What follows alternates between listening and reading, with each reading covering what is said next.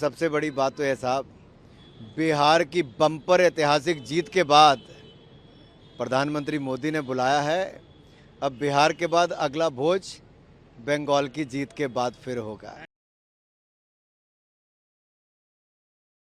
हम सभी एनडीए के सांसद माननीय प्रधानमंत्री नरेंद्र मोदी जी का आभार प्रकट करते हैं कि जिन्होंने सभी सांसदों को अपने निवास स्थान पर रात्रि भोज के लिए बुलाया है। सबको मिलने का अवसर मिलेगा, जानने का, एक दूसरे के बारे में औपचारिक रूप से हम जानते हैं, लेकिन जब दुनिया के सबसे लोकप्रिय नेता भारत के ये यशस्वी प्रधानमंत्री अपने घर पर निमंत्रण देकर बुलाएं तो आप देखिए सांसदों के चेहरे कैसे खिल रहे हैं।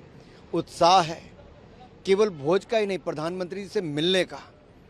और रात्रि भोज अगर प्रधानमंत्री जी के घर पे हो तो इससे बड़ा अवसर नहीं हो सकता।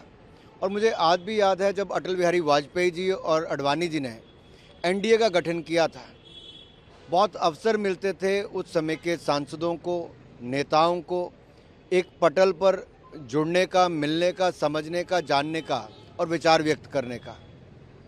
और प्रधानमंत्री जी की विशेषता ये है कि वो लोगों को केवल मिलते नहीं हैं, उनसे बहुत कुछ फीडबैक भी लेते हैं। जैसे सबसे कोई बजट के बारे में होगा, कोई स्थानीय समस्याओं के बारे में होगा, सरकार की योजनाओं को जन जन तक पहुंचाने के लिए जो कम्युनिकेशन की ताकत प्रधानमंत्री मोदी की है वो शायद दुनिया भर के किसी नेता की नहीं है।